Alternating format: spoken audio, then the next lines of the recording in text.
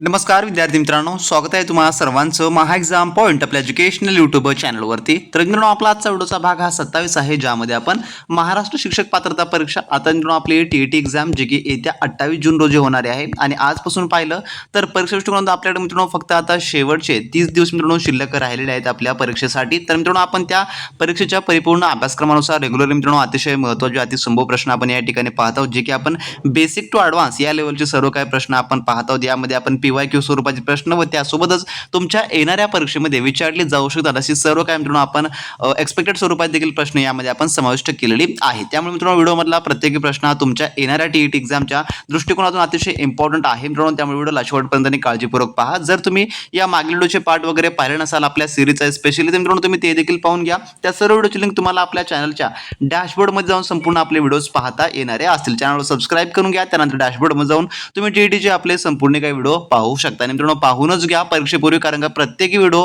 तुमच्या एक्झामच्या प्रॉस्पेक्टून अतिशय काळजीपूर्वक बनवण्यात आलेला आहे. तर आजच्या व्हिडिओमध्ये आपण स्पेशली मराठी व्याकरण प्लस आपण सामाजिक शास्त्राचे IMP क्वेश्चन्स या ठिकाणी कव्हर करणार आहोत. तुम्हाला देखील तुमच्या येणाऱ्या टीईटी एक्झाममध्ये अशा स्वरूपाचे प्रश्न जे मित्रांनो पाहायला मिळणारे असतील. तर सुरू करू व्हिडिओ. आणि यामधला आपला प्रश्न क्रमांक आपण पहिला पाहू. तर प्रश्न पहिला या ठिकाणी काय म्हणतो पहा. परागती या शब्दातील उपसर्ग कोणत्या भाषेतील आहे? तो उपसर्ग या ठिकाणी विचारलेला आहे. तर याचं उत्तर आहे पर्याय नंबर अ, जे की संस्कृत या भाषेतील आहे. तर कशामुळे संस्कृतमध्ये आहे? तर या आपण परागती या शब्दामध्ये परा हा जो सुरुवातीला दिलेला आहे, परा हा उपसर्ग लागलेला आहे. तर परा हा एक थोडक्यामध्ये संस्कृत भाषेमधील उपसर्ग असून त्याचा अर्थ उलट, पलीकडे किंवा नासाडी असा जो थोडक्यामध्ये होतो. त्यामुळे पर्याय नंबर याचं अ या ठिकाणी याचं उत्तर थोडक्यामध्ये होणार असेल मित्रांनो. त्यानंतर प्रश्न दुसरा पुढचा काय म्हणतो पहा. तो इतक्या हळू चालतो की तो वेळेवर पोहोचणार नाही. तर हे वाक्य कोणत्या प्रकारचं आहे? तर हे वाक्य कोणत्या प्रकारचं आहे ते सांगायचं आहे. तर याचं उत्तर होईल परिणामबोधक, जे की मिश्र वाक्य. पर्याय नंबर सी हे जे आहे ते होणार असेल. कारण का वाक्य जोडताना की या उभयानवी अवयवाचा वापर केला आहे. हळू चालण्याची क्रियेचा परिणाम वेळेवर न पोहोचण्यात झाला आहे, म्हणून हे परिणामबोधक जे की मिश्र वाक्य आहे. या ठिकाणी की हे आल्यामुळं पर्याय नंबर याचं सी या ठिकाणी याचं उत्तर होणार असेल मित्रांनो. आणि तुम्हाला देखील परीक्षेमध्ये अशा स्वरूपाचे प्रश्न जे थोडक्यात पाहायला मिळणारे असतात, त्यामुळे तुम्हाला प्रश्नांची तयारी या प्रकारेच करायचं आहे. त्यानंतर प्रश्न तिसरा आपला काय म्हणतो पहा. द्विगु समास हा खालीलपैकी कोणत्या समासाचा उपप्रकार मानला जातो? तर कोणत्या समासाचा उपप्रकार? तर याचं उत्तर आहे पर्याय नंबर बी, जे की कर्मधारय समास याचा जो उपप्रकार मानला जातो. तर कर्मधारय समासाचे दोन शब्द एकाच विभक्तीत असतात. जेव्हा कर्मधारय समासातील पहिले पद संख्या विशेषण असते तेव्हा त्याला द्विगु समास असं जे आहे ते म्हणतात. त्यामुळे हा कर्मधारय समासाचाच उपप्रकार आहे थोडक्यामध्ये, म्हणून हे पर्याय बी याचं उत्तर होणार असेल. त्यानंतरचा चौथा प्रश्न काय म्हणतो पहा. गायीने गवत खाल्ले या वाक्यातील प्रयोग ओळखा. तर गायीने गवत खाल्ले या वाक्यातील प्रयोग सांगायचा आहे. तर याचं उत्तर होईल पर्याय नंबर जे की अ, प्रधान कृतक कर्मणी हे जे आहे थोडक्यामध्ये होणार असेल. या वाक्यात कर्त्याला म्हणजेच की गायीने हे जे आहे या वाक्यामधला कर्त्याला आहे. तर गायीला जे आहे ने हे प्रत्यय या ठिकाणी लागलेलं आहे. आणि कर्माला कर्म कोणतं आहे? तर कर्म हे गवत आहे, जे की गवत म्हणजे की प्रत्यय नाही, म्हणून काय होईल क्रियापद कर्माच्या लिंग वचनानुसार जे की बदलत असून वाक्यात कर्ता प्रधान जे की मुख्य आहे या ठिकाणी, म्हणून हा जो आहे कोणता होईल? प्रधान कर्तृक कर्मणी प्रयोग हा थोडक्यामध्ये होणारा असेल, जे की पर्याय नंबर अ या ठिकाणी याचं उत्तर होईल मित्रांनो. त्यानंतरचा प्रश्न पाचवा असा आहे. पुढीलपैकी अन्वय या शब्दाचा योग्य समानार्थी शब्द कोणता? याचं कोणता होईल? तर याचं उत्तर आहे पर्याय नंबर ब, जे की संबंध किंवा अनुक्रमे हा जो थोडक्यामध्ये होणारा असेल. तर अन्वय म्हणजे काय? तर अन्वय म्हणजे दोन गोष्टींमधील परस्पर संबंध, सुसंगती किंवा क्रम लावणे असा याचा थोडक्यामध्ये अर्थ होतो. त्यानंतरचा प्रश्न आपला सहावा. राजज्ञा या शब्दाचा योग्य संधी विग्रह ओळखा. काय होणार असेल? तर याचं उत्तर होईल पर्याय नंबर ब, जे की राजा अधिक आज्ञा या प्रकारे हा होणारा असेल. तर हा एक स्वरसंधीचा प्रकार आहे, ज्यामध्ये राज हा जो सुरुवातीला राजा हा आलेला आहे त्याच्यामधला राज या ठिकाणी अचा उल्लेख होत आहे आणि प्लस आज्ञा यामध्ये आचा उल्लेख आहे. म्हणजेच काय? तर अ अधिक आ याचा जे या नियमाने जे की राजज्ञा हा शब्द जो की तयार होतो, म्हणून पर्याय नंबर ब या ठिकाणी याचं उत्तर होईल मित्रांनो. त्यानंतरचा सातवा प्रश्न. उद्गारवाचक अव्यय ही व्याकरणिक दृष्ट्या कोणत्या प्रकारची अव्यय असतात? तर याचं उत्तर आहे पर्याय नंबर अ जे की केवळ प्रयोगी अव्यय थोडक्यामध्ये असतात. म्हणजेच काय तर मनातील आनंद, दुःख, आश्चर्य यासारखी भावना उत्स्फूर्तपणे व्यक्त करणाऱ्या अवयवांना केवळ प्रयोगी किंवा उद्गारवाचक अव्यय असं जे आहे थोडक्यामध्ये म्हणतात. त्यानंतर आपला पुढील प्रश्न जो की 8वा काय म्हणतो पहा, मुलांनी पालकांना मान द्यावा या वाक्यातील क्रियापदाचा अर्थ कोणता, तर कोणता होईल, तर याचं उत्तर आहे पर्याय नंबर ब जे की विद्यार्थी हे जे आहे थोडक्यामध्ये होणार असेल. ज्या क्रियापदाच्या रूपावरून कर्तव्य, शक्यता, योग्यता किंवा इच्छा या गोष्टीचा बोध होतो त्याला आपण विद्यार्थी असं जे आहे ते म्हणतो. म्हणून पर्याय नंबर ब या ठिकाणी याचं उत्तर होईल मित्रांनो. त्यानंतर 9वा प्रश्न, म्हातारीने जुन्या आठवणींना उजाळा दिला या वाक्यातील उजाळा हे कोणत्या प्रकारचं नाम आहे यामध्ये, तर याचं उत्तर आहे पर्याय नंबर ब जे की भाववाचक नाम आहे. कारण का उजाळा या शब्दातून एखादी वस्तू किंवा व्यक्ती दिसत नाही तर मनातील एक भाव किंवा अमूर्त कल्पना व्यक्त होते, म्हणून हे भाववाचक नाम आहे.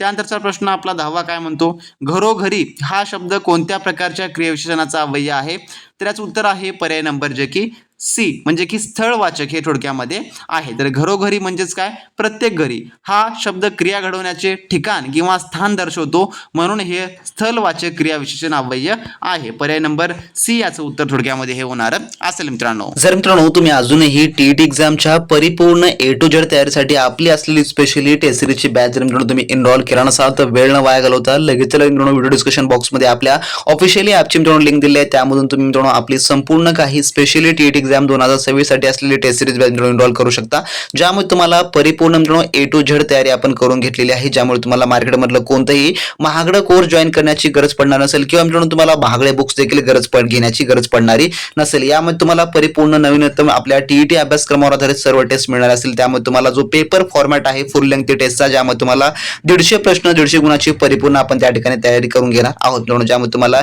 लेवल वाईज व टॉपिक वाईज संपूर्ण सराव चाचण्या आपण उपलब्ध करून दिल्या आहेत. अचूक उत्तर पत्रिका व सर्व काय आपण त्यामध्ये स्पष्टीकरण तुम्हाला ऍड करून दिलेलं आहे. त्यासोबतच टाइम मॅनेजमेंट अँड अॅक्युरसी ज्यासाठी देखील तुम्हाला परिपूर्ण यामध्ये मदत होणारी आहे. तर परीक्षेपूर्वी जर तुम्हाला आत्मविश्वास वाढवायचा असेल आणि जर तुम्हाला 2025च्या एक्झाम मध्ये काही कमी गुणामुळे तुमचा जर मित्रांनो चान्स हुकला असेल तर मित्रांनो यावेळेची तुमची तयारी ही परफेक्ट असणं अतिशय इम्पॉर्टंट आहे. त्यामुळे तुमच्यासाठी आपण ही टेस्ट सिरीजची बॅच रिलीज केलेली आहे. तर ही टेस्ट सिरीज बॅच कोणाकोणासाठी उपयुक्त आहे, तर टीईटीच्या संपूर्ण जे फ्रेशर असतील किंवा ज्यांनी रिसेंटली एक्झाम दिला असेल अशा दोन्ही विद्यार्थ्यांकरता मित्रांनो ही बॅच उपयुक्त आहे. यामध्ये तुम्हाला संपूर्ण काही पीवायक्यूचे जेवढे काही रिपीट झालेले क्वेश्चन आहेत ते देखील आपण ऍड करून दिलेलं आहे. तर ज्यांना ही प्रथम प्रयत्नामध्ये चांगल्या प्रकारे परीक्षा उत्तीर्ण करायची आहे त्यांनी वेळ न वाया घालवता लगेच व्हिडिओ डिस्क्रिप्शन बॉक्समध्ये आपल्या ऑफिशियल ॲपची लिंक दिलेली आहे, त्यावर तुम्ही क्लिक करा. त्यातून मित्रांनो आपली स्पेशल ही टेस्ट सिरीजची बॅच एनरोल करून घ्या आणि चांगल्या उत्तम तयारीला लागा मित्रांनो. विद्यार्थी मित्रांनी अजूनही आपली स्पेशली टेस्ट सिरीजची बॅच एनरोल केली नसेल तर मित्रांनो लगेच डिस्क्रिप्शन बॉक्समध्ये आपल्या ऑफिशियल ॲपची लिंक दिलेली आहे. तुम्ही त्यामध्ये जाऊन आपली ॲप डाउनलोड करून घ्या आणि त्यामधला आपला स्पेशली टीईटी एक्झामसाठी असलेला कोर्स जॉईन करून तुम्ही एनरोल करून घ्या. कारण का त्यामध्ये संपूर्ण काही तुमच्या 150 प्रश्न 150 गुणाची आपण त्या ठिकाणी परिपूर्ण तयारी केलेली आहे, जेणेकरून तुम्हाला स्वतःचा तुमचा परिपूर्ण अभ्यास हा तपासता येणारा असेल. जर मित्रांनो तुम्हाला आपल्या 150 पैकी या टेस्ट सिरीजमध्ये मित्रांनो कमी गुण मिळत असेल, एखादा सब्जेक्ट तुम्हाला जर वीक आहे असं वाटत असेल तर मित्रांनो त्या ठिकाणी आपले सब्जेक्टिव्ह टेस्ट देखील आपण त्यामध्ये ऍड करून दिले आहेत, ज्यामुळे तुमची तयारी परफेक्ट आणि योग्य त्या दिशेने होणारी असेल. तर ज्या कोणी विद्यार्थी मित्रांचा हा शेवटचा अटेम्प्ट आहे किंवा तुम्हाला प्रथम अटेम्प्टमध्ये 90+ स्कोर घेऊन जर तुमचे मित्रांनो रँक सेव्ह करायचे असेल तर लगेच तुम्ही आपले ॲप्लिकेशन डाउनलोड करून घ्या. त्यामध्ये तुम्ही स्वतःची रँक अनालिसिस करा, तुमचा अभ्यास अनालिसिस करा, तुमची चुका कुठे आहेत ते अनालिसिस करा. त्यानंतर तुमची परफेक्ट तयारी या ठिकाणी होणारी असेल. त्यामुळे ज्या विद्यार्थ्यांनी अजूनही जॉईन केलं नाही त्यांनी लगेच आपले ॲप्लिकेशन डाउनलोड करून घ्या आणि त्यामध्ये मित्रांनो तुम्ही संपूर्ण तयारीसाठी आपला कोर्स एनरोल करून घेऊ शकता मित्रांनो. त्यानंतरचा प्रश्न 11वा काय म्हणतो पहा, पळसाला पाने तीनच या म्हणीचा अचूक अर्थ काय होतो, तर याचं उत्तर आहे पर्याय नंबर ब जे की कुठेही गेले तरी माणसाची प्रवृत्ती किंवा परिस्थिती सारखेच असणे याचा हा अर्थ होतो. त्यानंतर प्रश्न 12वा आपला, शर्वरी या शब्दाचा योग्य पर्याय निवडा, तर याचं उत्तर आहे पर्याय नंबर अ जे की रात्र असा जे थोडक्यामध्ये होतो. त्यानंतरचा प्रश्न आपला 13वा असा आहे, अनुनासिक वर्णांना दुसरे काय नाव आहे, तर याचं उत्तर आहे पर्याय नंबर अ जे की परसवर्ण हा जो थोडक्यामध्ये आहे. तर परसवर्ण कायला म्हणतात, तर ज्या वर्णांचा उच्चार नाकातून केला जातो त्यांना अनुनासिक असं म्हणतात. संधी करताना अनुनासिका ऐवजी त्याच्या वर्गातील शेवटचा अनुनासिक वर्ण वापरतात, म्हणून त्यांना परसवर्ण असं जे आहे ते म्हणतात. म्हणून पर्याय नंबर अ याचं उत्तर होईल. त्यानंतरचा 14वा प्रश्न, त्याच्याने आता थोडे चालवते या वाक्यातील प्रयोग शोधा, तर कोणता प्रयोग आहे, तर याचं उत्तर आहे पर्याय नंबर सी जे की शक्य भावे प्रयोग हा होणारा असेल. त्यानंतर प्रश्न 15वा, पुढीलपैकी कोणता शब्द देशी प्रकारचा नाही?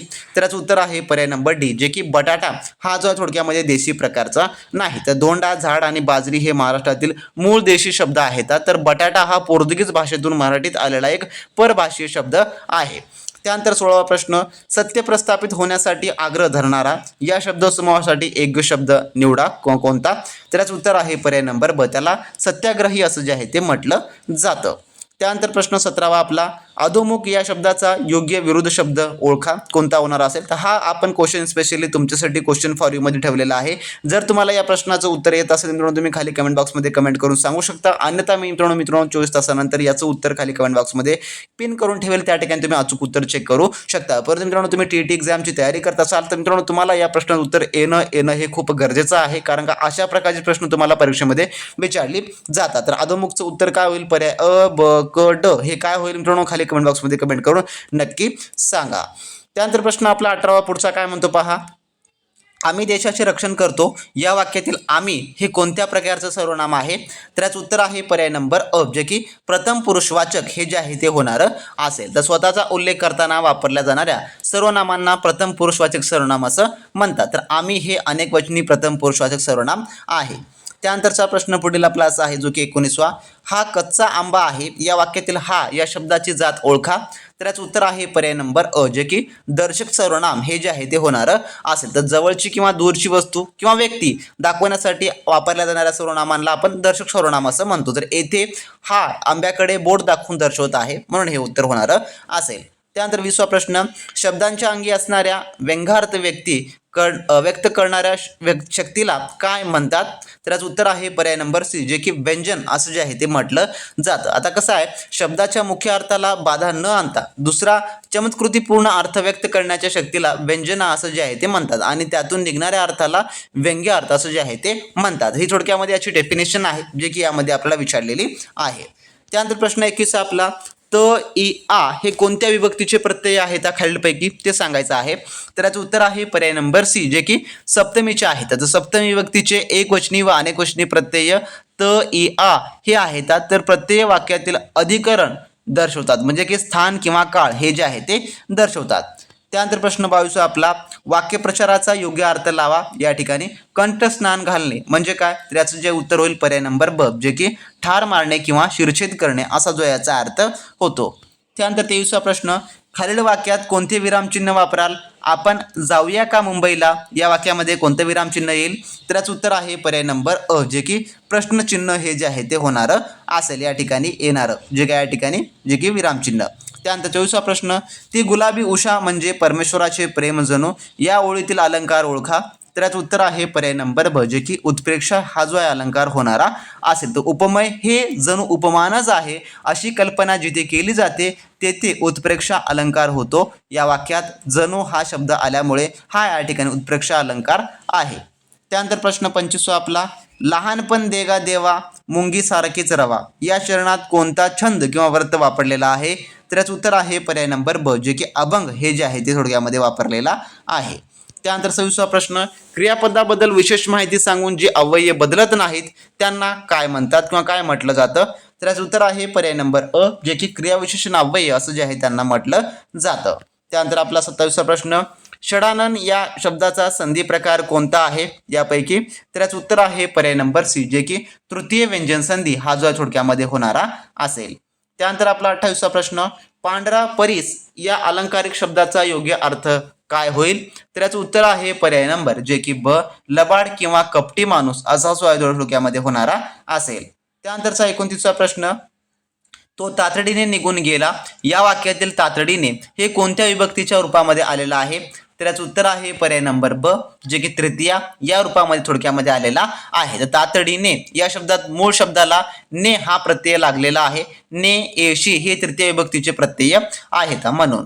त्यानंतरचा 30वा प्रश्न, केवढी उंच इमारत ही या वाक्याचं अचूक विधानार्थी वाक्य कोणतं होईल? तर याचं उत्तर आहे पर्याय नंबर अ, जे की ही इमारत खूप उंच आहे हे जे आहे थोडक्यामध्ये जे की होणारं असेल, म्हणून पर्याय नंबर याचं अ या ठिकाणी उत्तर होईल. तर हे झाले मित्रांनो मराठी व्याकरणाचे टॉप 30 क्वेश्चन्स. आता आपण पुढे पाहू सामाजिक शास्त्राचे टॉप 30 क्वेश्चन्स, जे की तुमच्या एक्झाममध्ये विचारले जाणारे असतात. तर याचं उत्तर मित्रांनो प्रश्न 31वा कसा आहे पहा, खालीलपैकी कोणत्या महसूल पद्धतीत जमिनीची मालकी थेट शेतकऱ्यांकडे देण्यात आली होती आणि सरकार थेट शेतकऱ्याकडून कर वसुली करत असे? तर कशामध्ये, कोणत्या पद्धतीमध्ये? तर याचं उत्तर आहे पर्याय नंबर सी, जे की रयतवारी पद्धतीमध्ये ही जी आहे थोडक्यामध्ये कर वसुली पद्धत होती. तर रयत म्हणजे काय? शेतकरी. थॉमस मन्नो यांनी जे आहे सुरू केलेल्या या पद्धतीमध्ये कोणताही मध्यस्थ म्हणजे की जमीनदार न ठेवता सरकार थेट शेतकऱ्याकडून कर वसूल करत असे आणि शेतकरी जमिनीचा हा मालक होता या पद्धतीमध्ये. पर्याय नंबर सी याचं उत्तर होईल. त्यानंतर 32वा प्रश्न, भारताचे बिस्मार्क म्हणून कोणाला ओळखले जाते आणि त्यांनी कोणत्या महत्त्वाच्या कार्यात योगदान दिलेलं आहे? तर याचं उत्तर आहे पर्याय नंबर ब, जे की सरदार वल्लभभाई पटेल यांनी जे आहे संस्थानाचे विलिनीकरण यामध्ये महत्त्वाचे योगदान दिलेलं आहे. तर जर्मनीचे एकत्रीकरण करणाऱ्या auto van Bismarck यांच्याप्रमाणेच Sardar Vallabhbhai Patel यांनी भारताच्या स्वातंत्र्यानंतर 500पेक्षा जास्त संस्थानाचं भारतात यशस्वी विलिनीकरण केलेलं आहे. पण पर्याय नंबर ब याचं उत्तर होईल. त्यानंतर 33वा प्रश्न, सन 1907च्या काँग्रेसच्या सुरत अधिवेशनाचे अध्यक्ष कोण होते, ज्या अधिवेशनात जहाल आणि मवाळ यांच्यात फूट पडली? तर याचं उत्तर आहे पर्याय नंबर सी, जे की रास बिहारी बोस हे जे आहे थोडक्यामध्ये होते. तर 1907 मधील सुरत येथील ऐतिहासिक अधिवेशनाचे अध्यक्ष जे की डॉक्टर रास बिहारी घोष हे होते. या अधिवेशनात विचारसरणातील मतभेदामुळे काँग्रेसमध्ये जहाल आणि मवाळ असे जे आहे दोन गट पडलेले होते. त्यानंतरचा पुढचा प्रश्न असा आहे आपला 34वा, इसवी सन 1857च्या उठावाच्या दरम्यान कानपूरचे नेतृत्व नानासाहेब पेशवे यांनी केले, तर त्यांच्या बाजूने प्रत्यक्ष लढणारे सेनापती कोण होते? तर याचं उत्तर आहे पर्याय नंबर ब, जे की तात्या टोपे हे जे आहे थोडक्यामध्ये होते.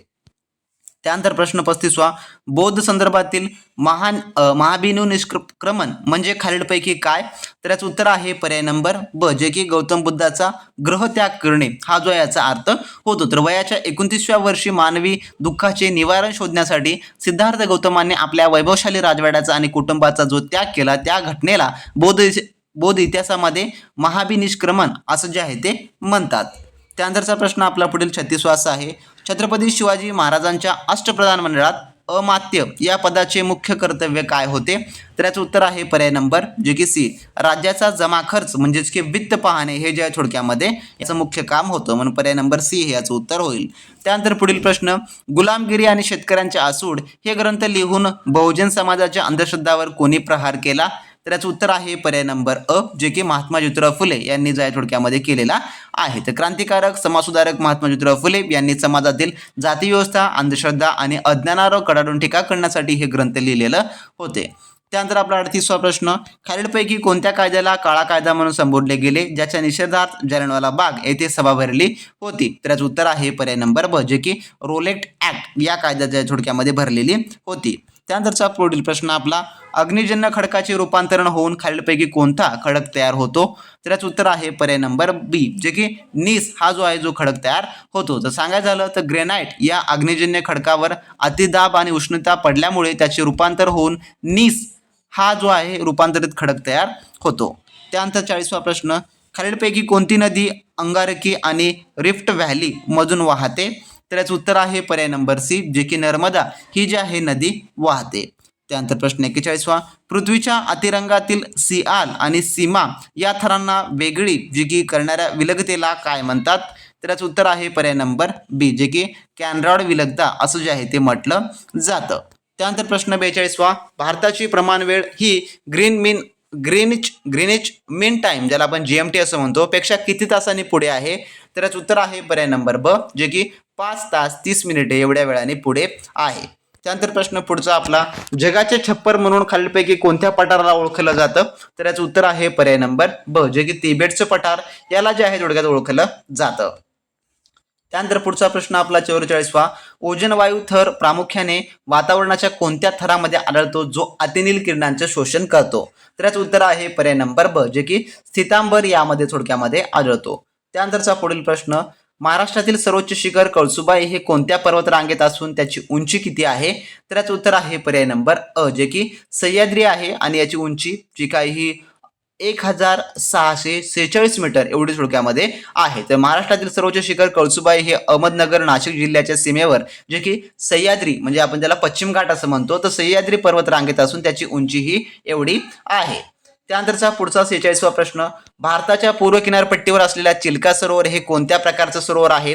तर याचं उत्तर आहे पर्याय नंबर सी, जे की खाऱ्या पाण्याचं सरोवर आहे.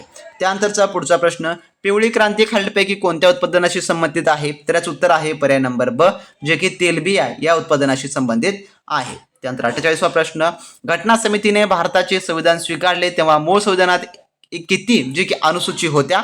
तर याचं उत्तर आहे पर्याय नंबर अ, जे की 8 अनुसूची होत्या. तर 26 नोव्हेंबर 1949 रोजी जेव्हा संविधान स्वीकारले गेले तेव्हा मूळ संविधानामध्ये 22 भाग 395 कलमे आणि 8 अनुसूची होत्या. सध्या अनुसूचीची संख्या ही 12 झालेली आहे. हे देखील अपडेट माहिती लक्षात असू द्या तुम्ही. त्यानंतरचा पुढचा प्रश्न आपला, भारतीय राज्यघटनेच्या कोणत्या कलमान्वये अस्पृश्यता नष्ट करण्यात आलेली आहे? तर याचं उत्तर आहे पर्याय नंबर ड, जे की कलम 17 अन्वये जी आहे ती करण्यात आलेली आहे. त्यानंतर 50वा प्रश्न, संसदेचे वरिष्ठ आणि स्थायी सभागृह कोणते आहे ज्याचे सदस्य कधीही एकत्र जे की निवृत्त होत नाहीत? तर याचं उत्तर आहे पर्याय नंबर सी, जे की राज्यसभा हे जे आहे थोडक्यामध्ये आहे. त्यानंतरचा प्रश्न 51 आपला, भारताच्या राष्ट्रपतींना पद व गोपनीयतेची शपथ कोण देतो खालीलपैकी? तर याचं उत्तर आहे पर्याय नंबर सी, जे की भारताचे सरन्यायाधीश हे जे आहे ते देतात. त्यानंतर पुढील प्रश्न, राज्यघटनेने दुरुस्तीची प्रक्रिया भारताने कोणत्या जे की देशाच्या संविधानाकडून घेतलेली आहे? तर पर्याय नंबर याचं उत्तर होईल बी, दक्षिण आफ्रिका या देशाकडून घेतलेली आहे. त्यानंतर पुढील प्रश्न, ग्रामपंचायतीची स्थापना करणे हे राज्यघटनेच्या कोणत्या भागात आणि कोणत्या कलमात मार्गदर्शक तत्व म्हणून समाविष्ट आहे? तर याचं उत्तर आहे पर्याय नंबर ब, जे की कलम 40 मध्ये दिलेलं आहे. त्यानंतर 54वा प्रश्न, उच्च न्यायालयाच्या मुख्य न्यायाधीशांची नेमणूक कोणाद्वारे केली जाते? तर याचं उत्तर आहे पर्याय नंबर ब, जे की भारताचे राष्ट्रपती यांच्याद्वारे केली जाते. त्यानंतर पुढील प्रश्न, महासागरातील ग्रँड बॉक्स हे क्षेत्र कशासाठी जगप्रसिद्ध आहे? तर याचं उत्तर आहे पर्याय नंबर जे की या ठिकाणी सी, मोठ्या प्रमाणावर होणारे मासेमारी क्षेत्र यावर जे की थोडक्यात आहे. त्यानंतर 56वा प्रश्न, सिंधू संस्कृतीतील लोथल हे प्राचीन बंदर सध्या भारतातील कोणत्या राज्यात आहे? तर याचं उत्तर आहे पर्याय नंबर सी, जे की गुजरात या राज्यामध्ये आहे. त्यानंतरचा 57वा प्रश्न, असंतुलित आर्थिक विकासाच्या संदर्भात बॅकवॉश इफेक्ट ही संकल्पना खालीलपैकी कोणत्या अर्थशास्त्रज्ञाने मांडलेली आहे? तर याचं उत्तर आहे पर्याय नंबर सी, जे की गुनार मिरडॉल यांनी जी आहे ती मांडलेली आहे. त्यानंतर 58वा प्रश्न, भारतीय नियोजनाचे पहिले अध्यक्ष कोण होते? जे प्लॅनिंग कमिशन होतं त्याचे अध्यक्ष? तर याचं उत्तर आहे पर्याय नंबर जे की या ठिकाणी बी, पंडित जवाहरलाल नेहरू हे जे थोडक्यामध्ये होते. त्यानंतरचा प्रश्न आपला पुढील 59वा, इतिहासातील प्रसिद्ध पिकिंग मानव हे जे अवशेष खालीलपैकी कोणत्या मानवी प्रजातीचे प्रतिनिधित्व करतात? तर याचं उत्तर आहे पर्याय नंबर जे की या ठिकाणी बी उत्तर होणार असेल, होमो इरिकेट्स याची जे थोडक्यामध्ये करतात. त्यानंतर 60वा प्रश्न, सूर्यमालेतील कोणत्या ग्रहाला तांबडा ग्रह म्हटला जातो? तर याचं उत्तर आहे पर्याय नंबर ब, जे की मंगळ ग्रहाला असं जे आहे ते म्हटलं जातं. तर अशा मित्रांनो आपल्या आजच्या व्हिडिओमधले टॉप 60 क्वेश्चन होते, ज्यामध्ये आपण 30 मराठी व्याकरणाचे प्लस 30 मित्रांनो आपण समाजशास्त्राचे पाहिलेलं आहे. जर तुम्हाला अशा प्रकारचे प्रश्न जास्तीत जास्त या उर्वरित रायमध्ये पाहायचे असतील तर मित्रांनो कमेंट बॉक्समध्ये कमेंट करून सांगू शकता. आणि ज्या कोणा विद्यार्थ्यांना आपली specially test series batch enrol करायची आहे त्यांनी लगेच आपली ॲप्लिकेशन डाउनलोड करून घ्या आणि specially test series batch enrol करून घ्या. तर भेटून नवीन माझ्यासोबत नवीन प्रश्नांसोबत नवीन अपडेट सोबत. तोपर्यंत मित्रांनो, बी प्रॅक्टिस क्रॅक एक्झाम.